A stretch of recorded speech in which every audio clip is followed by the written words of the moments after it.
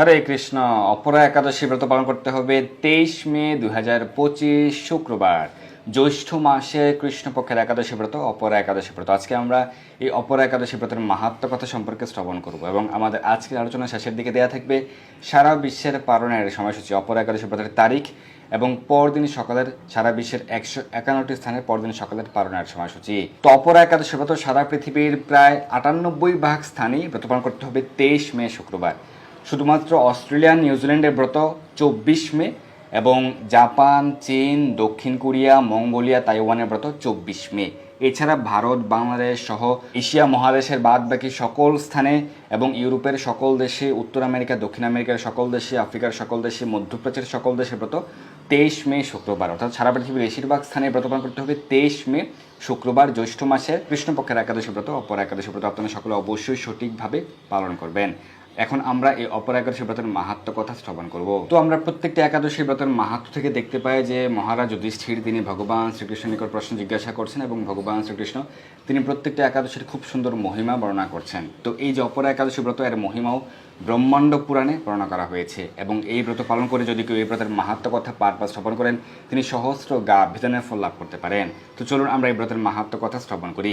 মহারাজ যুধিষ্ঠির ভগবান শ্রীকৃষ্ণকে বললেন, হে কৃষ্ণ, জ্যৈষ্ঠ মাসের কৃষ্ণপক্ষীয় একাদশীর কি নাম এবং তার মাহাত্ম্যই বা কি তা আমি শুনতে ইচ্ছা করি, কৃপা করে তা আমায় বর্ণনা করুন। শ্রীকৃষ্ণ বললেন, হে মহারাজ, মানুষের মঙ্গলের জন্য আপনি খুব ভালো প্রশ্ন করেছেন। বহু পুণ্য প্রদানকারী, মহাপাপ দূরকারী এবং পুত্র দানকারী এই একাদশী অপরা নামে খ্যাত।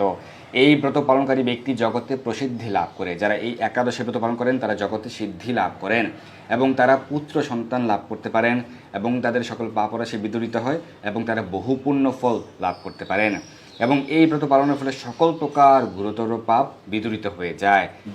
যত প্রকার মহাপাপরাশি রয়েছে সকল পাপরাশি বিদূরিত হয়ে যায় সঠিকভাবে এই অপরা একাদশী ব্রত পালন করলে এবং এই ব্রত পালন করে ভগবানের সেবা পূজা আদি করার মাধ্যমে এবং পরবর্তীতে আর কোনো প্রকার পাপে যেন প্রবৃত্ত না হতে হয় সেরকম সংকল্প করার মাধ্যমে, ভগবানের সেবায় সর্বতভাবে যুক্ত থাকার মাধ্যমে।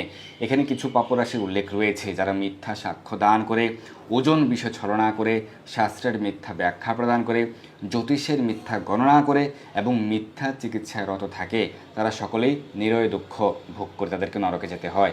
এই সমস্ত ব্যক্তিরাও যদি এই একাদশী ব্রত পালন করে তবে তারাও সমস্ত প্রকার পাপ থেকে মুক্ত হয়।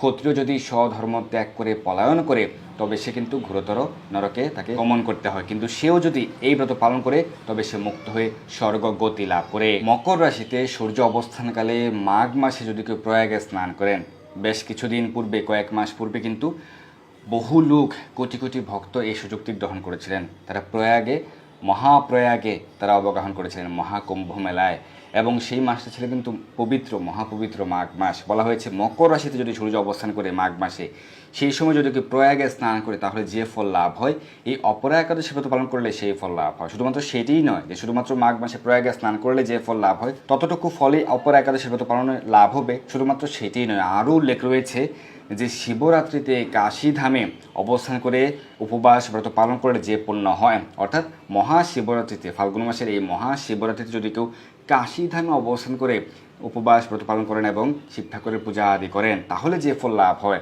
তৃতীয় পয়েন্টে বলা হয়েছে গয়া ধামে বিষ্ণু পাদপদ্মে পিণ্ডদানে যে ফল লাভ হয়। সিংহ রাশিতে বৃহস্পতির অবস্থানে গৌতমী নদীতে স্নানে যে ফল লাভ হয়। কুম্ভে কেদারনাথ দর্শনে, অর্থাৎ সূর্য যখন কুম্ভ রাশিতে অবস্থান করে সেই সময় যদি কেউ কেদারনাথ ধাম দর্শন করেন এবং বদরিকা আশ্রম যাত্রা করেন, ভগবান বদ্রীনারায়ণের সেবা করেন এবং সূর্যগ্রহণে কুরুক্ষেত্রে যদি কেউ স্নান করে, হাতি ঘোড়া স্বর্ণ দান করে এবং দক্ষিণা সহ যজ্ঞ সম্পাদন করে তাহলে যেই সকল ফল লাভ হয়ে থাকে শুধুমাত্র অপরা একাদশী ব্রত পালন করলেই সেই ফল লাভ হয়ে থাকে। অনেকগুলি পয়েন্ট কিন্তু এখানে উল্লেখ রয়েছে, প্রায় 9টি পয়েন্ট উল্লেখ রয়েছে যে বিশেষ মাহাত্ম্য, অপরা একাদশীর বিশেষ মাহাত্ম্য যা ব্রহ্মাণ্ড পুরাণে বর্ণিত হয়েছে সেই বিশেষ মাহাত্ম্য আপনারা কিন্তু শ্রবণ করলেন। আরও উল্লেখ রয়েছে যে এই অপরা একাদশী ব্রত পাপরূপ বৃক্ষের কুঠার স্বরূপ, অর্থাৎ আমাদের পূর্ব জন্মার্জিত সকল প্রকার পাপরাশিকে যদি একটা বৃক্ষের সঙ্গে তুলনা করা হয়েছে, পাপরূপ বৃক্ষ, তাহলে সেই পাপরূপ বৃক্ষের কুঠার স্বরূপ, কারণ কুঠার দিয়ে একটি বৃক্ষ কিন্তু দলিত করা যায় বা একটি বৃক্ষ ছেদন করা যায়। তো সেরকমভাবে এই যে কুঠার স্বরূপ হচ্ছে এই একাদশী ব্রত, যার মাধ্যমে সকল প্রকার পাপরাশি বিদূরিত করা সম্ভব। এবং এই ব্রত হচ্ছে পাপরূপ কাষ্ঠের দাবাগ্নির মতো এবং পাপরূপ অন্ধকারের সূর্য সদৃশ এবং পাপ হস্তির সিংহস্বরূপ।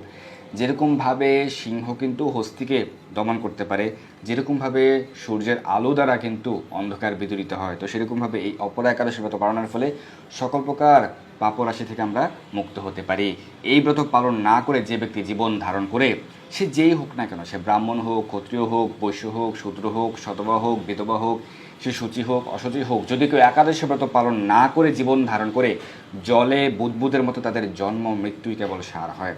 জলে বুদ্বুদের মতো তাদের এই যে জীবন, এই জীবন বা মরণ সেটি সার হয়, এতে কোনো কাজ হয় না। তারা যে দুর্লভ মনুষ্যজন্ম লাভ করেছে সেটি বিফল হয়ে যায় যারা একাদশী ব্রত পালন করে না।